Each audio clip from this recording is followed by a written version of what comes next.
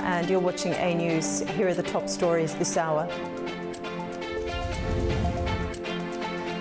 US President Donald Trump announces a 3-week extension of the ceasefire between Israel and Lebanon. India's textile sector faces pressure from rising energy costs. And Azerbaijan facilitates Russian wheat transit to Armenia.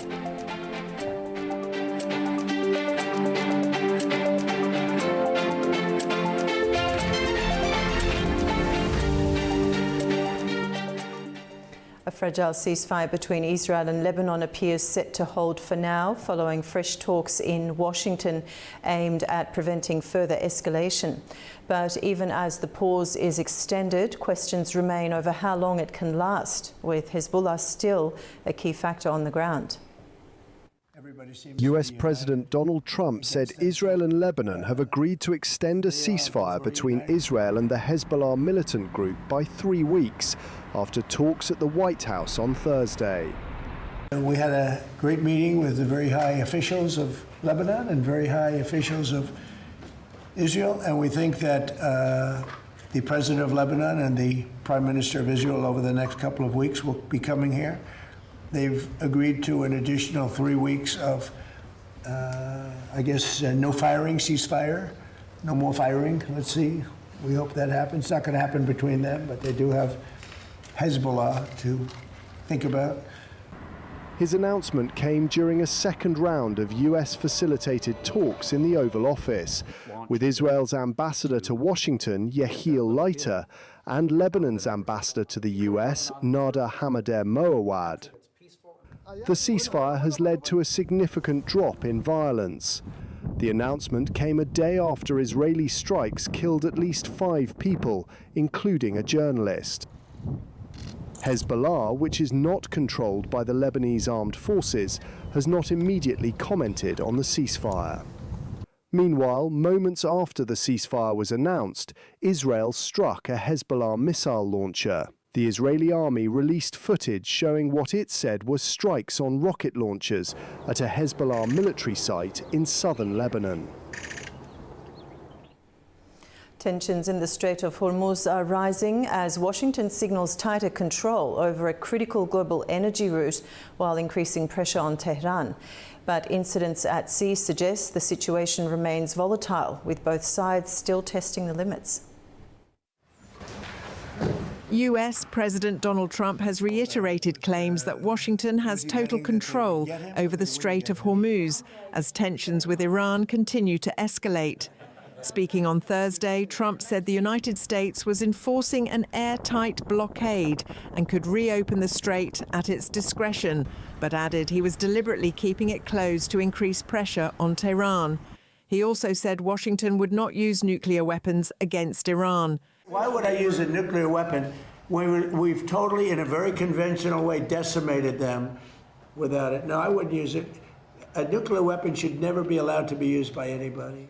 At the same time, incidents at sea underscore ongoing challenges on both sides. Iranian forces have seized 2 commercial vessels using fast boats, highlighting their continued operational presence. Meanwhile, US forces boarded a stateless tanker, the Majestic X, in the Indian Ocean, which the Pentagon said was carrying Iranian oil. The situation has led to parallel efforts to restrict maritime traffic, keeping oil prices near $100 a barrel and raising supply concerns. Despite US claims that Iran's conventional forces have been weakened, analysts say it still retains fast boats, drones and mines capable of disrupting shipping. The Strait of Hormuz remains a vital route for global energy flows, and continued disruptions carry broader economic risks. Diplomatic efforts have yet to yield a breakthrough, with both sides maintaining pressure while signalling openness to negotiations. And over to news in India. For decades, textile mills in India have been at the heart of global apparel industry. But today things are changing. Rising energy costs linked to the Iran conflict are beginning to strain the region's textile industry, which could impact global fashion retailers. Inside India's textile hub of Surat, production lines are still running, but manufacturers say they are feeling the pressure. A surge in fuel prices has pushed up the cost of polyester, a material derived from petroleum and widely used in the global clothing industry. At one of Surat's major mills, executives say the combination of higher costs and labour shortages is already disrupting output. Two impacts: low productivity because of labour shortage and high cost of production. So due to both scenarios, we are not able to actually meet the demands of the global's orders very fruitfully these days. This is the major impact which is happening right now. Further up the supply chain, the strain is even more pronounced. Producers of polyester yarns say the price of key oil-based inputs has risen sharply in recent weeks, driving up overall production costs. That pressure is now filtering through to fabric manufacturers across Surat. Some have been forced to scale back operations, with machines left idle as owners try to avoid losses. Before the war, we used to produce at least 10,000 metres of fabric per day, which has come down to 3,500 to 4,000 metres. Because if we want to produce more, we will have to purchase more raw material, and we will not be able to buy it at the present rates, as the finished product will not be sold at a profitable rate. Industry data shows polyester prices surged in the weeks following the beginning of conflict. Government measures have provided limited relief. As a result, parts of the sector are cutting operating days, fueling concerns about wider disruption and potential shortages. For now, major global retailers are protected with advance orders, but analysts warn that buffer may not hold. Similar pressures are now emerging in Bangladesh, and with two major textile countries being impacted, there are fears consumers will eventually face a rise in prices too. US President Donald Trump has threatened the United Kingdom with tariffs over its digital services tax affecting American firms.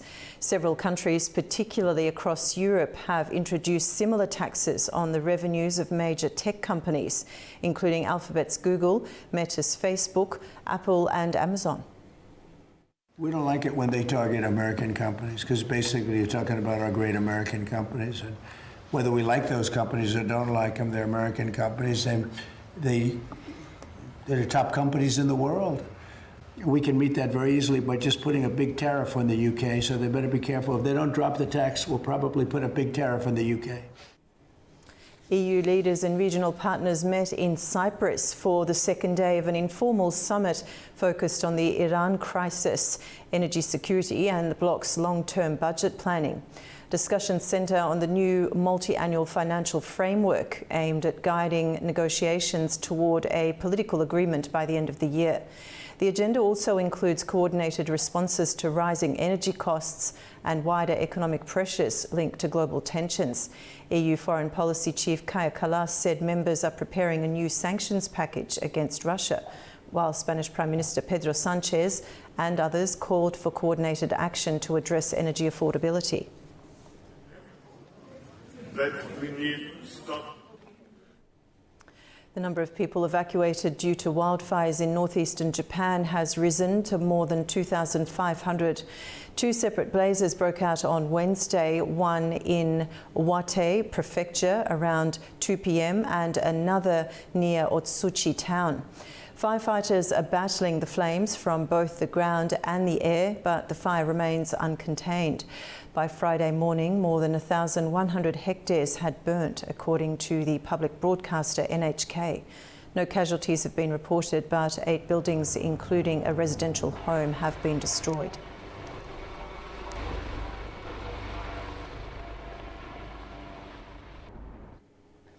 Pakistan says it has cleared $3.45 billion in obligations to the United Arab Emirates, marking a key step in easing financial pressure. Pakistan says it has repaid $3.45 billion in debt to the United Arab Emirates. The State Bank of Pakistan said it returned a final $1 billion deposit to the Abu Dhabi Fund for Development after repaying $2.45 billion last week. The central bank says this completes the full repayment. The move comes after financial support from Saudi Arabia, which provided around $3 billion in new funds and extended an existing $5 billion deposit. Officials say foreign reserves stood at $20.63 billion as of last week. Pakistan originally received the funds from ADFD in 2019 to help stabilise its balance of payments. Foreign ministers from Chile and Bolivia met for the first time after 48 years at the Chungara-Tambo-Quimado border crossing and later in La Paz. They discussed closer cooperation on migration control, border infrastructure and efforts to fight organised crime, human trafficking, smuggling and drug trafficking. Both sides agreed to start talks on a new trade agreement and to restore a political consultation mechanism for regular dialogue. Relations have been limited since 1978 to consular ties due to a long dispute over Bolivia's access to the Pacific after the War on the Pacific.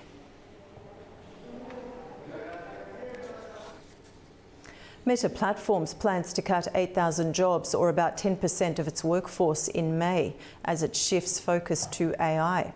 The company informed employees in an email on Thursday, which also said around 6,000 open roles will be closed. Other tech giants, including Amazon, Snap and Block, are also cutting jobs, with layoffs reaching 52,000 in the first quarter.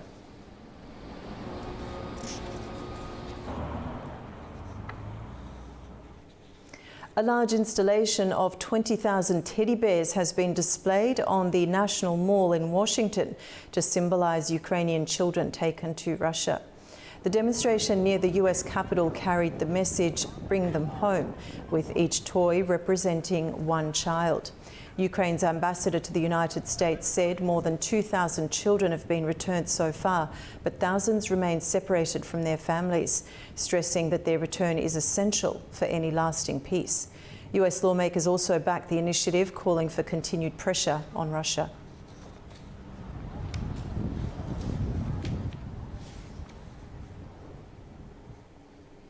Pope Leo has condemned violence in Iran, calling for an end to the killing of civilians and renewed efforts toward dialogue and peace. Speaking aboard a flight back to Rome, he warned that ongoing tensions between Iran and the United States are fueling a wider humanitarian and economic crisis. Here's what he said. I condemn all actions that are unjust. I condemn the taking of people's lives. I condemn capital punishment. I believe that human life is to be respected and that all people from conception to natural birth, their lives should be respected and protected. So when a regime, when a country takes decisions which takes away the lives of other people unjustly, then obviously that is something that should be condemned. We'll take a short break now. When we return, we'll explore the broader impact of Pope Leo XIV's message and what it may mean for future leadership and governance. Stay with us.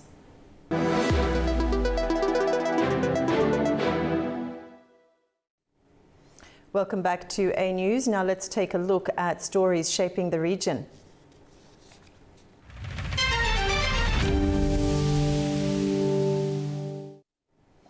The two countries have signed a strategic partnership framework document during Turkish Foreign Minister Hakan Fidan's two-day visit. The framework aims to deepen UK-Turkey cooperation across a wide range of areas, including global security, NATO coordination, defence and industry collaboration, amongst other things. It also expanded on the joint work on climate change, energy security and partnerships in science, technology and innovation.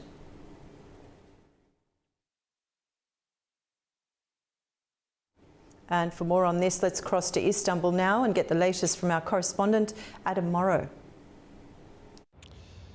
The agreement was signed in London during meetings between Turkish Foreign Minister Hakan Fidan and UK Home Secretary Yvette Cooper, as part of a broader effort to formalise and expand cooperation between the two countries. Officials say the framework is designed to give greater structure to an already established relationship, setting out clearer areas of coordination across defense, counterterrorism, and regional security. In a joint statement, both sides underlined the importance of deterrence and collective defense, describing NATO as the foundation of security across the Euro-Atlantic. They also stressed the need to maintain strong transatlantic ties in order to respond effectively to emerging global challenges. The agreement places a particular focus on defense industry collaboration, with both countries looking to deepen cooperation in production, procurement, and technological development. Beyond security, the framework also highlights growing alignment on energy and climate issues, with plans to strengthen coordination on energy resilience and sustainability, as well as joint efforts in science, technology, and innovation. Economic ties are also expected to play a central role. Both sides signaled their intention to increase trade and investment, with ongoing discussions aimed at modernizing the existing free trade agreement to better reflect current economic conditions. Officials say the deal reflects a shared view in both Ankara and London that closer coordination is needed in an increasingly complex global environment where economic, security, and technological challenges are becoming more interconnected. This is Adam Morrow for A News in Istanbul, Turkey. Turkey has sent a new shipment of medical aid to Iran on Friday. It's part of an ongoing cross-border humanitarian initiative coordinated by health authorities. 6 trucks carrying essential healthcare materials departed from Van province in Turkey on Friday. The aid shipment, coordinated by the provincial health authority, includes medicine, supplies, stretchers and oxygen cylinders. They were collected from healthcare institutions across multiple provinces in Turkey. It follows a previous delivery on April 8th. We will continue to support the delivery of these aid shipments across the border on an ongoing basis. We will keep doing this. We had previously sent 3 trucks. With these 6 trucks, a total of 9 trucks from our country will have been delivered to serve Iranian colleagues and citizens. Following official procedures, the trucks are crossing into Iran through the Gerbalak border gate. Turkey has been sending aid regularly to Iran, including trauma kits, shelters and hygiene supplies. Georgia is stepping up talks with China as it pushes toward a major Black Sea port project seen as key to its economic future. Nini Nikolashvili has more.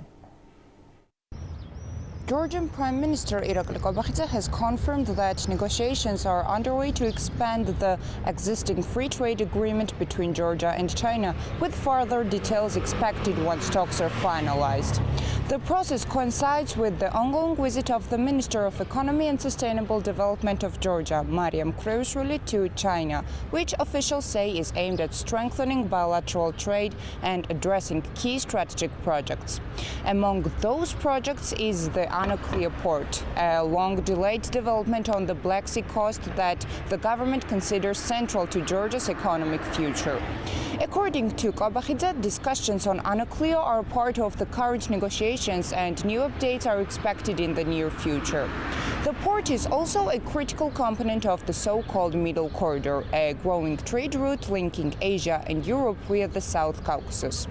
Its importance has increased amid instability affecting northern and southern transit routes, prompting greater interest from the European Union and other international partners seeking more reliable alternatives.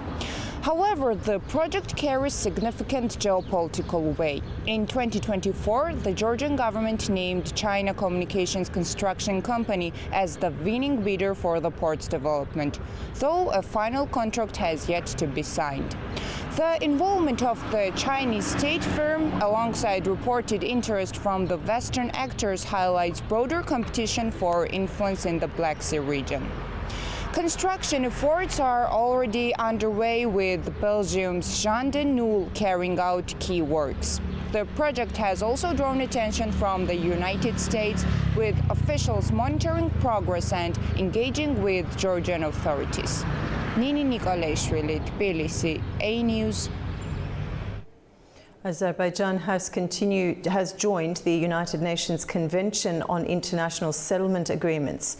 The permanent representative of the Republic of Azerbaijan to the United Nations, Tofik Musayev, signed the United Nations Convention on International Settlement Agreements resulting from mediation, also known as the Singapore Convention on Mediation. The convention was adopted in New York in 2018.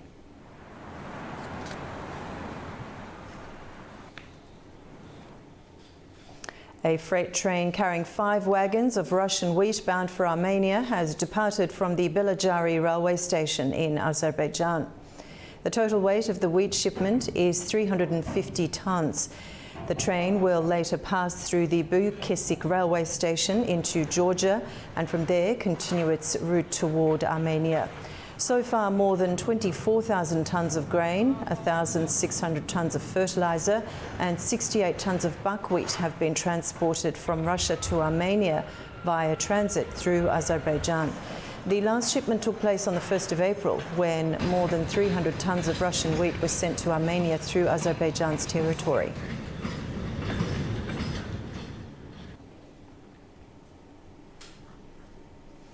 Armenia says recent diplomatic progress and shifting regional dynamics are helping it manage growing pressure on its energy sector. Speaking at the Delphi Economic Forum in Greece, Armenia's Security Council Secretary says cooperation with Azerbaijan had contributed to its stability. Armenia's Security Council Secretary Armen Grigorian says a peace process with Azerbaijan has strengthened the country's ability to respond to regional challenges. Speaking at the Delphi Economic Forum in Greece, he pointed to the Washington Declaration and a draft peace agreement with Azerbaijan as key developments. He said ongoing conflicts, including the war in Ukraine and tensions in the Middle East, continue to affect the region. Grigorian noted that the situation around Iran and disruptions such as the closure of the Strait of Hormuz have had a direct impact on energy markets. Despite this, he said fuel prices in Armenia have remained relatively stable. According to Grigorian, this is partly linked to economic cooperation with Azerbaijan, including fuel imports that have helped ease pressure on the market. Armenia has traditionally relied on Russia and Iran for energy supplies.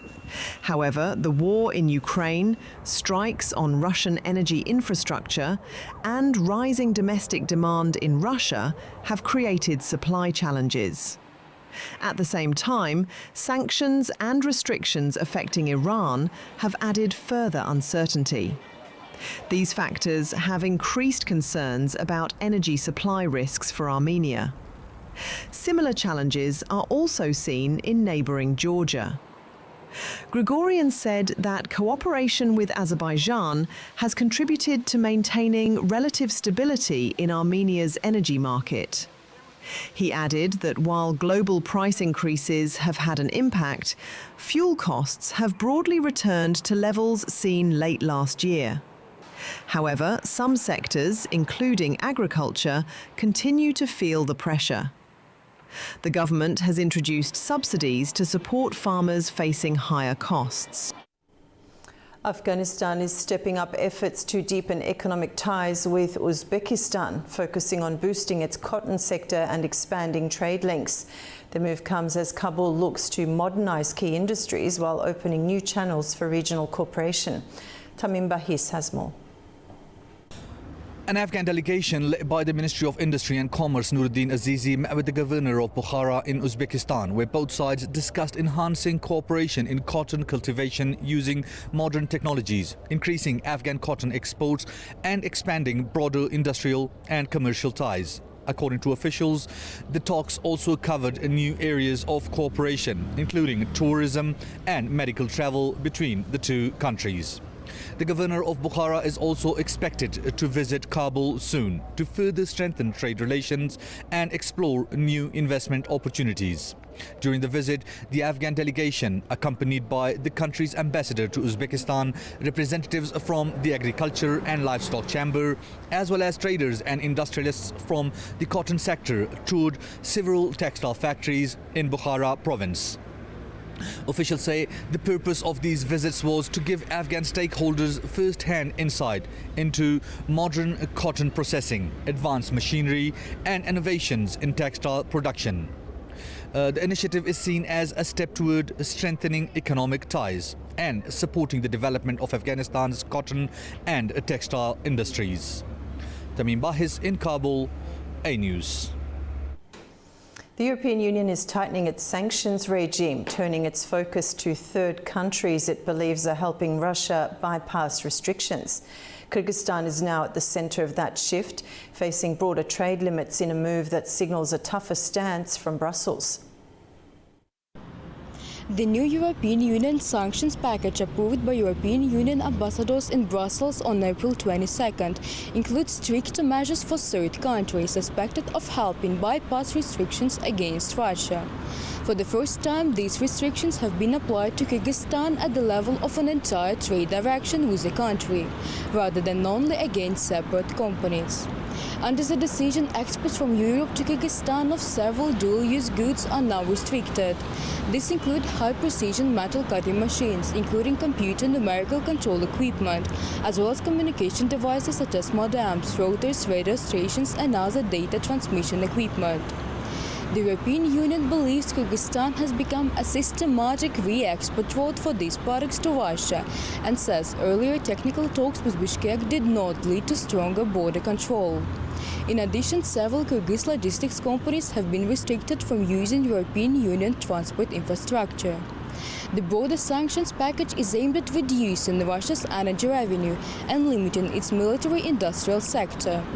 It also targets drone production, the so-called shadow fleet, and introduces a gradual ban on services linked to Russian liquefied natural gas. Pressure on Kyrgyz financial institutions has been increasing since 2024, with several banks and private companies already banned under sanctions by the European Union, the United States, Britain and Canada. President Sadir Japarov has called such restrictions unjustified, describing them as interference in the country's internal affairs. At the same time, neighboring Tajikistan saw the opposite development. As part of the same European Union sanctions package, 3 Tajik banks, Spitaman, Dushanbe City and Commerzbank Tajikistan, were removed from the sanctions list after Brussels recognized stronger compliance measures and closer cooperation with regulations, showing a clear contrast in how the region is being assessed by the European Union. It is Sivil Vajapo reporting from Tashkent, Uzbekistan, A News. China is stepping up its regional diplomacy in Southeast Asia as Beijing looks to strengthen ties with key partners while addressing shared security concerns. Talks in Thailand highlight growing cooperation on both economic links and cross-border challenges. China's Foreign Minister Wang Yi met with Thai Prime Minister Anutin Charnvirakul during a courtesy visit on Friday. The meeting followed earlier talks between Chinese and Thai delegations, led by Wang and Thai Foreign Minister Sihasak Phuangketkiao, where they discussed regional issues. The Thai government says the visit reflected hopes for improved relations between Thailand and Cambodia, following last year's armed conflict between the two countries. Thailand and China stressed the importance of tackling cyber scams and agreed to strengthen cooperation against transnational crime. Anutin thanked China for its continued support of Thailand, and Wang congratulated him on being re-elected to office. He expressed confidence that bilateral ties would continue to grow. After the meeting, Anutin gave Wang a ride in his Chinese-made BYD electric vehicle. China remains Thailand's largest trading partner. Beijing's investment in Thailand has increased in recent years as companies shift production to Southeast Asia to avoid US tariffs. Wang Yi is currently on a regional tour from April 22nd to April 26th, visiting Cambodia, Thailand and Myanmar. Staying with China, the country's foreign minister also met his Cambodian counterpart in Beijing as both sides move to reinforce their long-standing partnership. Talks focused on expanding cooperation in trade, infrastructure and other fields. Our correspondent Mahnur Maktoum reports from Beijing. China's Foreign Minister Wang Yi held talks with his Cambodian counterpart Prak Sokhonn in Beijing, reaffirming the strength of their bilateral relations and their comprehensive strategic partnership. Wang said that China is ready to work with Cambodia to deepen political trust and expand practical cooperation across key sectors. During the meeting, both sides highlighted the progress made under the Belt and Road Initiative with a focus on infrastructure development, connectivity and investment. They also discussed boosting trade, strengthening supply chains, as well as enhancing cooperation in areas such as agriculture, technology and people-to-people exchanges. The two ministers also agreed to step up coordination in regional and international affairs and to maintain close communication moving forward.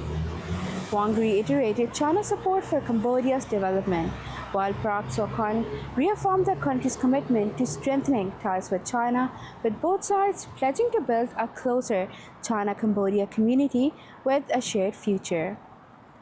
Mahnur Maktoum, A News, Beijing. Industry figures and energy professionals gathered in Baku for a forum on oil trading and logistics across the Caspian and Central Asia, focusing on the future of regional trade flows and transport routes. A further update is expected later today. A News correspondent sent us this report from the event. Hello from Baku, Azerbaijan, where the second annual Caspian and Central Asia Oil Trading and Logistics Forum is bringing together 150 senior energy leaders from across Azerbaijan, Kazakhstan, Central Asia, the Middle East, and more. More than 20 expert speakers are also taking the stage across the sessions, shaping discussions on the future of regional energy trade. Major oil companies like Sukar, Shell and Petronas are among those taking part, alongside the traders, transport operators and financial institutions. So the focus here is on practicality, especially given the latest developments and existing tensions in the Middle East. Discussions are looking at oil reserves across the region, the impact of geopolitics and supplies, and how disruptions from the Middle East to the Red Sea are reshaping global energy.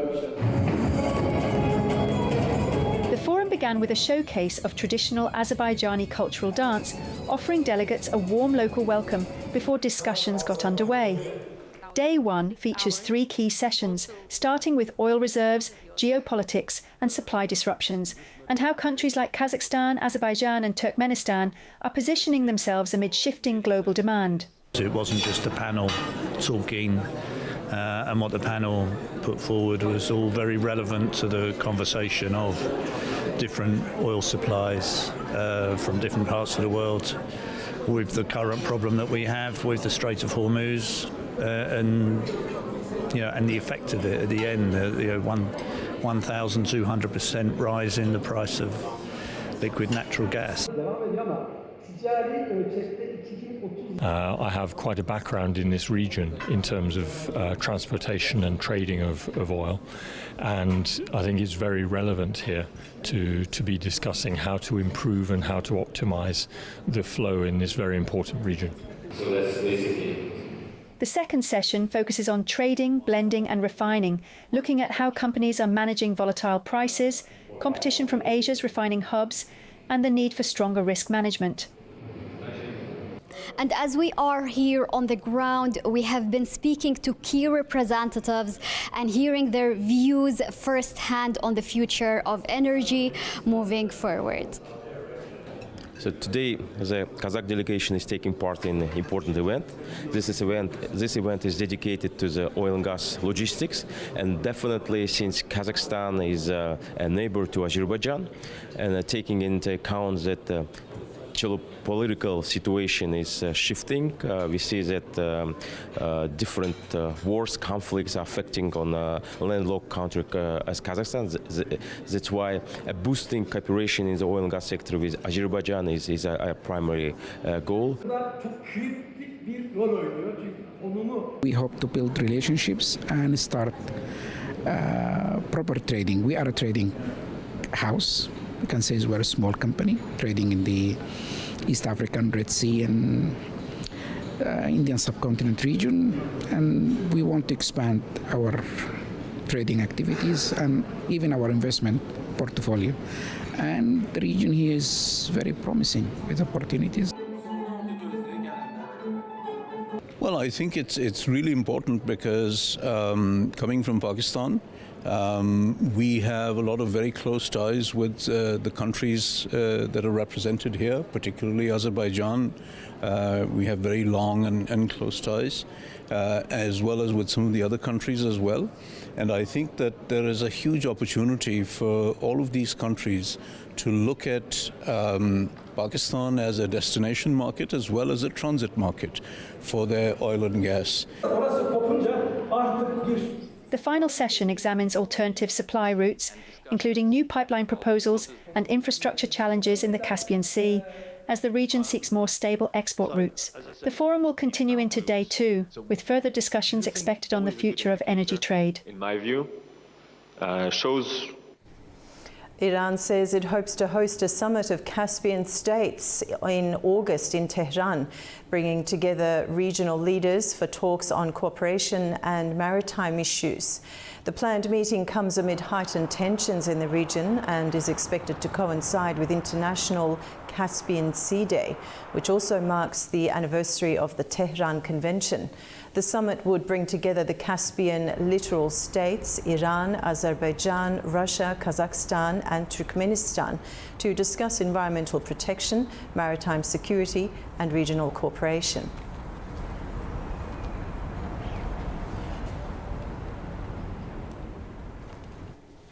So we'll take a short break now. When we return, we'll continue to examine the significance of the upcoming Caspian State Summit and what it may mean for regional cooperation. We'll see you shortly.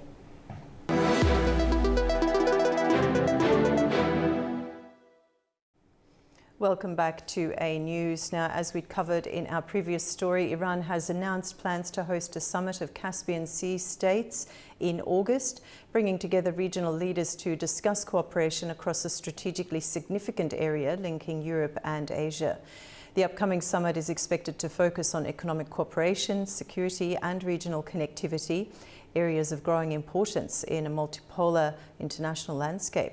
And to discuss further, we're joined by Mohammad Mammadov, Research Fellow at Topchubashov Center, joining us from Baku, Azerbaijan. Mohammad, welcome to the program. Well, thank you. So let's look at the significance, importance first of this plan by Iran to host the summit of Caspian states in August. What makes this gathering important at this moment? Well, it is important in the current context because if we see the continuation of the tensions in around the Strait of Hormuz between Iran and Israel and the United States, it shows how important the Caspian Basin becomes for both Iran and the regional littoral states. So we have seen that after the paralysis of the energy markets because of the close of the Strait of Hormuz, the international attention also partly shifted to the Caspian Sea. Now Turkmenistan, Azerbaijan and Kazakhstan are more important for global energy and connectivity markets. So yeah, in that regard, we have this north-south transport corridor also, which has 3 branches running from western part through Azerbaijan, middle part from the Caspian Sea, linking Iranian and Russian ports in the Caspian Sea, and the eastern part through Kazakhstan and Turkmenistani territory. So in that context, I'm sure that if this summit happens, because I think still it's quite a bit uncertain, because we may have the restoration of clash between Iran and the United States and Israel. So if it happens, it will show how important for Iran and the littoral states this Caspian is, and they'll try to find some common grounds to let's say, secure their access to global energy and transport markets as an alternative to the Strait of Hormuz. Okay, so in light of recent events, as you highlighted there, what is Iran's current standing across the Caspian, especially in view of the Israeli strike on an Iranian port? I mean, how materially has its position changed in light of the conflict? I think it was an episodic event so far. It did not lead to quite substantial changes in Iran's attitudes toward the other littoral countries, and it was military, mostly infrastructure that was targeted in Anzali, and the cargo terminals was not. Was in that regard, I think it was episodic. But in broader terms, I think Iran sees Israeli operation as some kind of a provocation to push Iran to strain its relations with the two strategically important neighbors, Turkmenistan and Azerbaijan. As you know, Azerbaijan is a close partner of Israel in the region. And we have also Kazakhstan, who has recently signed Abraham Accords with Israel. So it shows how important these countries are for both Iran and Israel at the same time. And the Iranian perception is that Israeli attack on the Caspian, I mean, the spillover of this war in the Persian Gulf to the Caspian Basin was targeted at somehow engaging other littoral states and straining Iran's relations with its neighbors. But so I think in Iran, the perception is that they should be pragmatic and keep Azerbaijan and Turkmenistan, also Kazakhstan, on their side, rather than open a new front of war in the Caspian. So regional cooperation has been evolving in recent years. How effective have existing frameworks been in managing shared interests? I think, yes, as I mentioned before, it was mostly revolving around within the framework of the North-South, international North-South transport corridor. And again, both Azerbaijan, Central Asian countries in the Caspian Sea, Russia was highly involved. We had very significant projects declared. Most significant of them was Rush-Dastara Railroad. In April 1, Russia was supposed to start the construction in St. Petersburg Transport Week. They were expected to sign some final official agreement with Iran, but due to war, it was delayed. Mr. Overtook said that for now, the Rush-Dastara's construction day is delayed, but they will start it soon. So the process is like the economic benefits, economic cooperation within these energy and transport projects are in the shadow of political and security developments between Iran and the United States and Israel. So I think in all countries are for now in the waiting mode, but after the war, we'll see that Iran will spend more energy to diversify its dependence on global value and supply chains away from the Persian Gulf and to a certain extent toward the Caspian and Central Asian South Caucasus, because as per day, the United States continues the blockade of the Strait of Hormuz. So their key dependence on the Strait of Hormuz shows how fragile their linkage to global markets is. So yeah, we are now, for now, in the waiting mode, and we'll see probably positive developments after the war ends officially. Okay. Now, Mohammed, Azerbaijan plays a key role in energy and transport corridors. How does this position shape its engagement in the summit? Yeah, definitely. For Azerbaijan, I think right now also other littoral countries, the key expectation is that, I mean, about Iran organizing this summit, Iran ratifies the Caspian Sea Convention. The littoral countries signed in, I think it was in October 2018. Yeah, Iran is the only country who has not yet ratified, because they think that their shoreline is lesser than they expected. So there's also domestic opposition. So Azerbaijan's expectation, also Russia, Mr. Lavrov also declared is that Iran ratifies the convention till August. So I think it also affected the littoral country leaders' decision to attend the summit. And when it comes to Azerbaijan, as you know, in January 2025, Russia and Iran signed a comprehensive strategic partnership agreement, which envisaged the construction of new pipelines, gas pipeline to Iran through Azerbaijani territory. So right now, Azerbaijan is not only transport connectivity, transit state between Iran and Russia, but also energy. Also, as you know, Azerbaijan will be a transit country for the connection of electricity grids of Russia and Iran. So all in these comprehensive transport energy projects, Azerbaijan emerges as a key transit state. So of course, Azerbaijan goes this summit with all these advantages and will leverage it in negotiations. But I think, again, key official expectation is that Iran ratifies this convention. And we're seeing increasing interest in regional platforms as global institutions face challenges. Does the Caspian format reflect this shift? It will depend on Iran's, what kind of neighborhood Iran sees, in the context of the ongoing war with the United States and Israel. Because they, as you know, Azerbaijani territory was targeted, and we still are yet to see what kind of an order we'll see emerge after this war between Iran and the United States and Israel. So in that context, definitely, and we have also seen that global organization, as you mentioned, did not prove working or effective in preventing these wars. So we can see, yes, some kind of emergence of some regional initiatives, as we have seen after the Second Karabakh War, in the 3+3 initiative and others with Iran and Russia. So yes, it can be effective, but again, it depends on how committed Iran is constructively to these initiatives. Again, as part of the Caspian Sea, Iran is so far the only country who has not yet ratified the convention. Okay, and connectivity projects linking Central Asia, the Caucasus and Europe are gaining momentum. How central are these to discussions? They are very important. Again, both for Iran and the littoral states, this corridor emerges strategic to diversify their international linkages and also their economy. But Israel and the United States attacked almost all infrastructure related to the North-South corridor. They hit Chabahar in March 1st. They hit Anzali and the Caspian Sea. They hit Bandar Abbas, Port Shahid Rajai, yes. And also in the Caspian Sea, Russian ports are not immune to the ongoing war with Ukraine. As you know, last year, I think, Ukraine attacked Russian port in Astrakhan.